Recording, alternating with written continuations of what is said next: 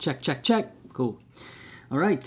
So in the pursuit of trying to make a video every single day, at least one that's substantial, I thought I would run out of ideas, but I actually haven't. And today we're going to talk about a few things, well, actually 5 things that you can do right now to improve your website and start building upon SEO.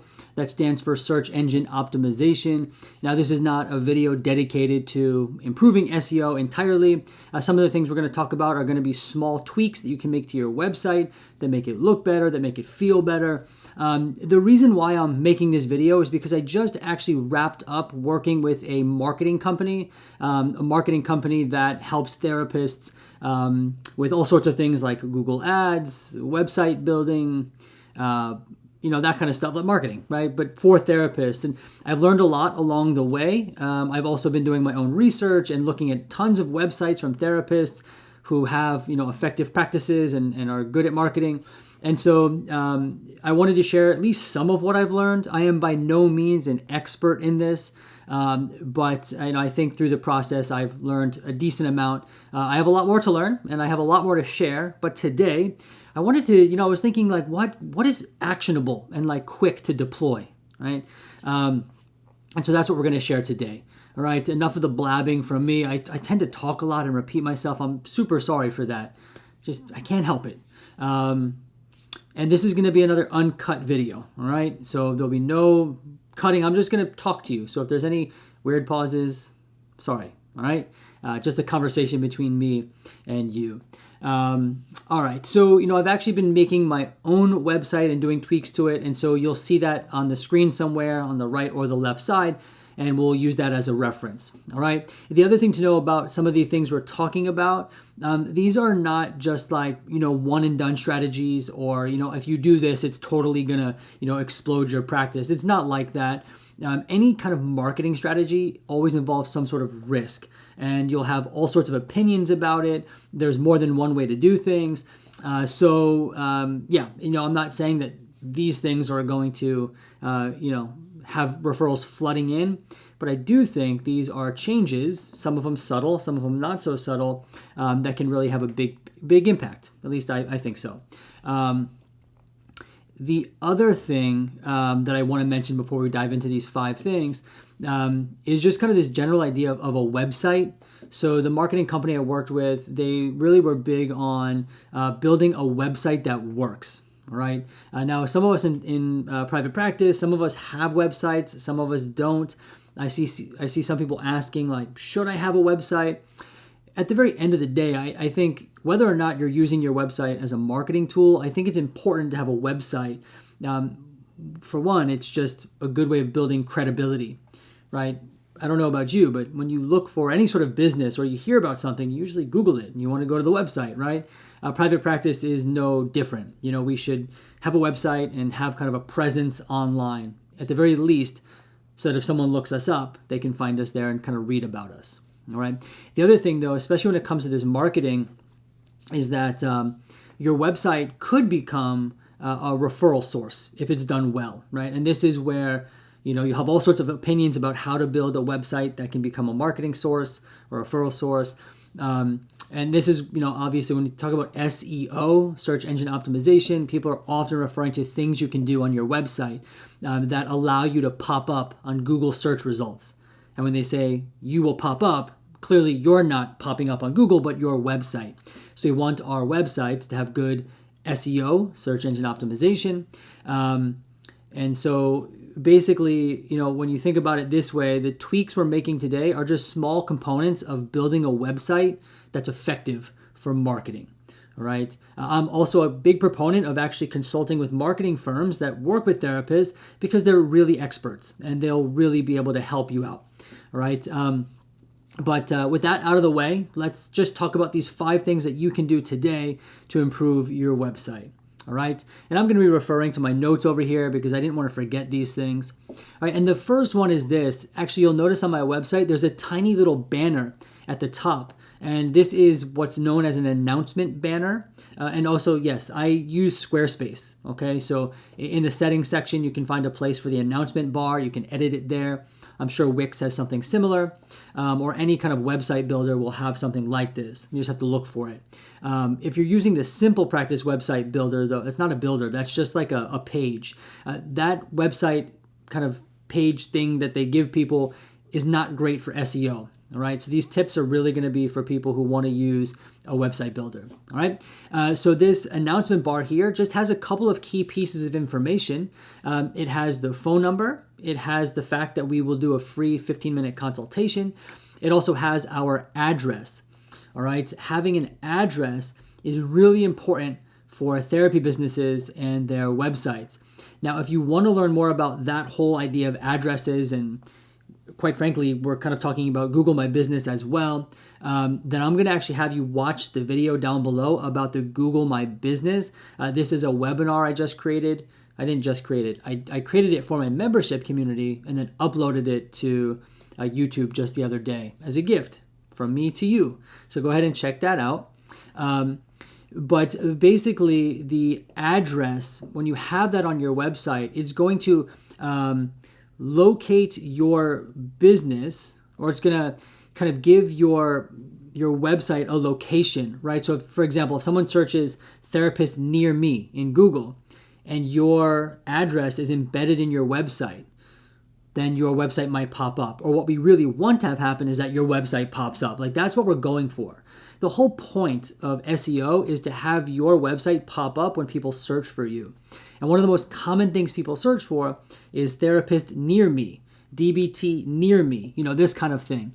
So having your address on the website is going to help with that, right? So anyway, that's in the announcement bar. And then just a little kind of sentence about the fact that we do virtual care in New York and New Jersey. All right. And you'll also notice that no matter what web page you click on my site, that bar is there, right? So it's just always right there at the top. It's not too pronounced, but it's there, and that's on every page. All right. So that's the first thing I think you could do. Takes just a couple of minutes to make that. All right. Let me get a drink. I'm already talking too much, and I think we're only like, I don't know how long we're into this video. Maybe like 3-4 minutes, but let me take a sip. All right. The next thing you can do, and I actually just changed this today. You want your website to have a calming color palette. All right. If you had seen my practice website before this, it was super bright. It was bright yellow and black, super contrasted, super intense. And that kind of matches my personality a little bit. But some of the feedback I got from the marketing company was that you want something a little bit more calm, a calming color palette. Now, I'm no graphic designer, but what I did was I spent some time searching on Google, calming color palettes. I picked one that I liked. You'll notice it here. It's kind of these earthy tones. Now, I'm not married to this. I'm happy to change this if I want to down the line. But I picked this color palette, and now you'll notice that on my website, that color palette is what makes up the site. So now it's not so jarring when someone goes to the web page. It's apparently more calming, right? And so that's something you can also do. Most of these website builders allow for you to really customize the colors.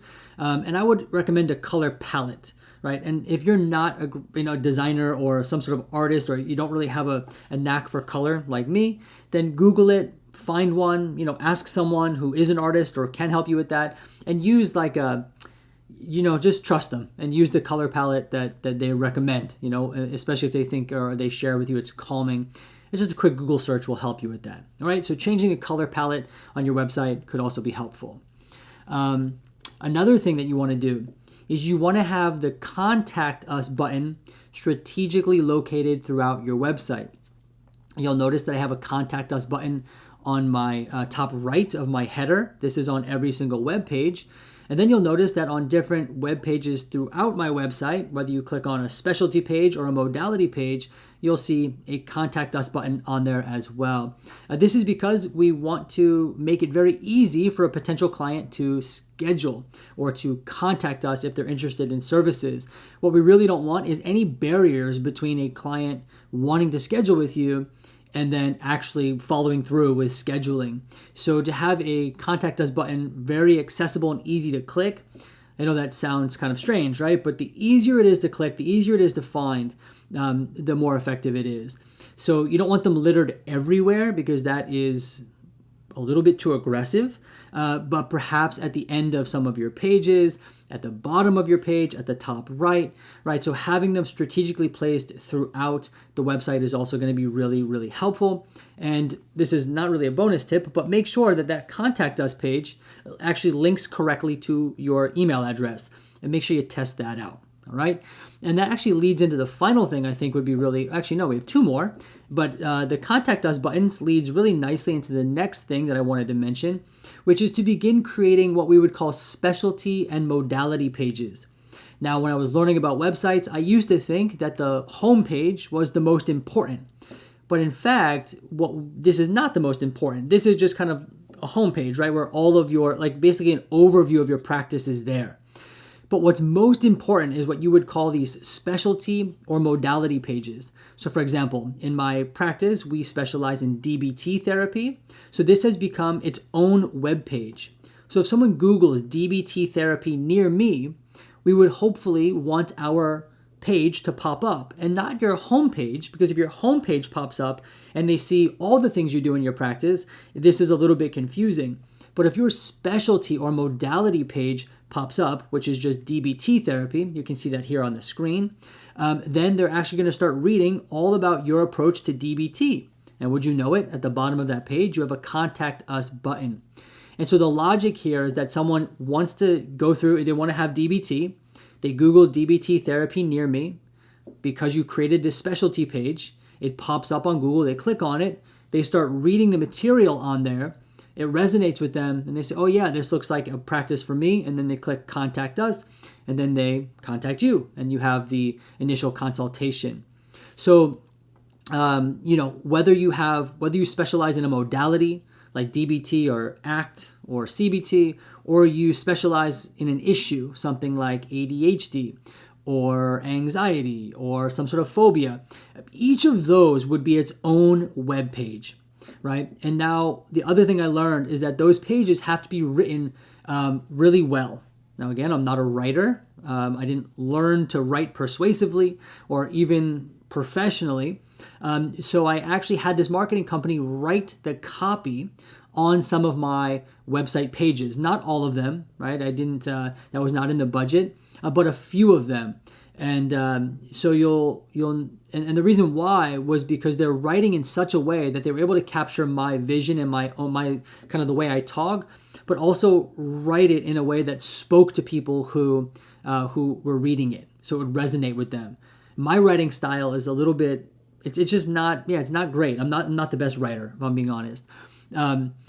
So investing in creating good specialty pages and having someone actually write them for you so that they speak to a potential client is going to be huge.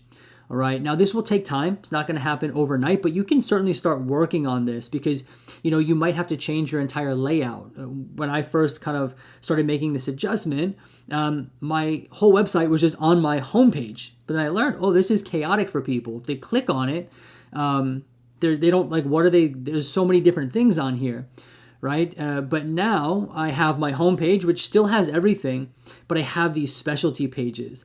And again, the hope is not that someone Googles, because they're going to Google something, like DBT near me or ADHD near me, and your homepage is not going to pop up. But we need those specialty pages too.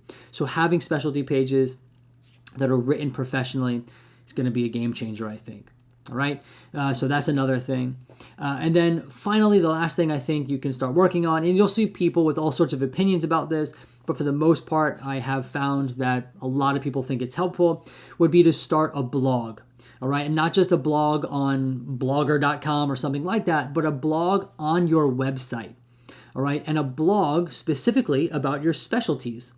Right. So you'll notice on my blog that I have a lot of blogs about ADHD and DBT. These are two main things that we do in our practice. And so what I'm doing is I'm building SEO by writing consistent blogs once a week about the specialties that we have in the practice. And then those blogs link back to the specialty pages, which then have Contact Us buttons in them. And the blog itself has Contact Us buttons as well. So what you see is what we're doing here is we're starting to generate a lot of content good content from a mental health professional about the specialties. And so our website starts to develop, for lack of better kind of metaphor, a reputation on Google for being a website that's good, that people would want to check out and land on. And so then your SEO might start to go up, right? So a blog is going to be good for SEO building, and not just about what you want and not just kind of, whatever it is you're thinking about, but in relation to your specialties. And again, blogs do need to be written in a specific way. They don't need to be so professional, so you don't need to hire anyone to do it. But they do need to have like a particular word count, some keyword research as well. And again, I'm no expert on this, but I would, if I were you, this is something you would want to consult a marketing expert about as well. It's just kind of the format of a blog, right? But again, we're kind of creating this web. On your own website, everything links back to each other, but all within the framework of your website. Okay, so a blog is going to be something, and it's actually not that hard to start. Most of the website builders make it quite easy. And I will say the first couple weeks, it's a little clunky because you're just doing it for the first time, having to figure out all the different things. But after a couple weeks, I can write a blog now within about 45 minutes or so, have it posted and published. So once a week for my private practice, my group practice, I write a blog post, and that's been helpful for us. And I know we can make videos about each of these topics that are at length. If that's something you want, if you want to learn more about any of these topics, I'd be happy to talk more about them and my experience with them. But I think for today, this should get you started. I think these are actually, these are 5 things I wish someone had told me to do early on. So yeah, why don't you give these things a try? I'd love to know how it goes. Leave a comment down below. Let me know what you think. But yeah, that is Thursday's video all wrapped up. Have a great rest of your week, and I'll see you in the next video.